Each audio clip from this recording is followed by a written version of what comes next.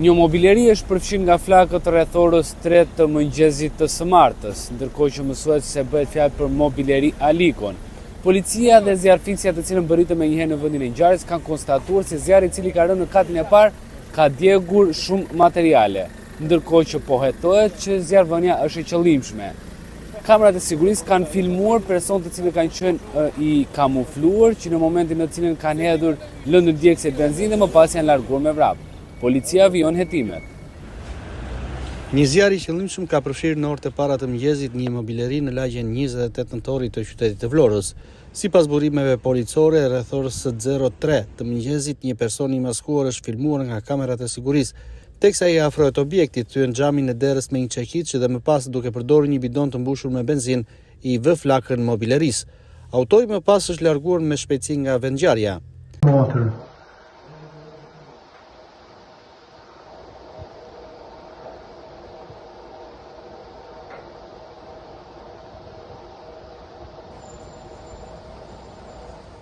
Flakët janë vënë re nga një fqinj i cili ka njoftuar menjëherë pronarin e biznesit Eduard Aliko.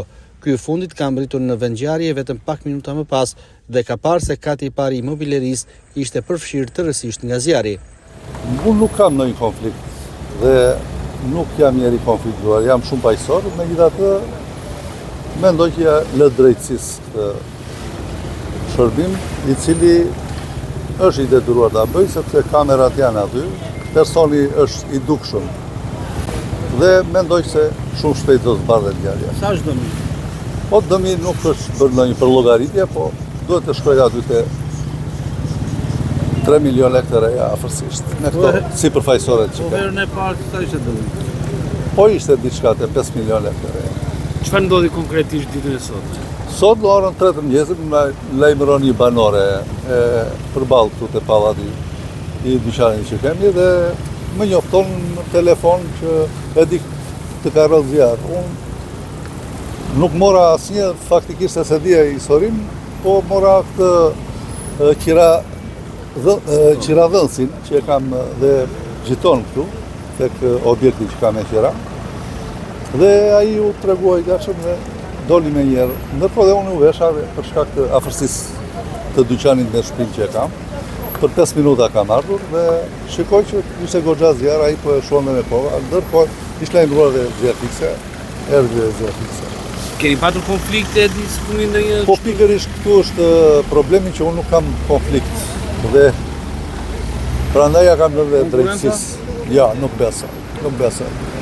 Njerëzit që ne punojmë dhe bashkëpunojmë nuk kam asnjë lloj dyshimi. Në vend kanë mbritur forcat zjarrfikse të cilat kanë bërë të mundur shuarjen e flakëve, megjithatë dëmet materiale janë të konsiderueshme. Policia ka rrethuar zonën dhe ka nisur hetimet për identifikimin dhe kapjen e autorit. Pamjet e kamerave të sigurisë janë sekuestruar si provë materiale. Vetë pronari i mobilerisë Eduard Aliko në një prononcim për media të shprehur se nuk ka konflikte personale dhe se është një njeri paqësor. Nuk kam konflikt me askënd, as me konkurrencën nuk besoj të kem probleme. Ta lë drejtësinë të zbardhë këtë ngjarje dhe të kap autorin, në shprehur Aliko. Hetimet për zbardhjen e plotë të ngjarjes vijojnë nga policia e Vlorës.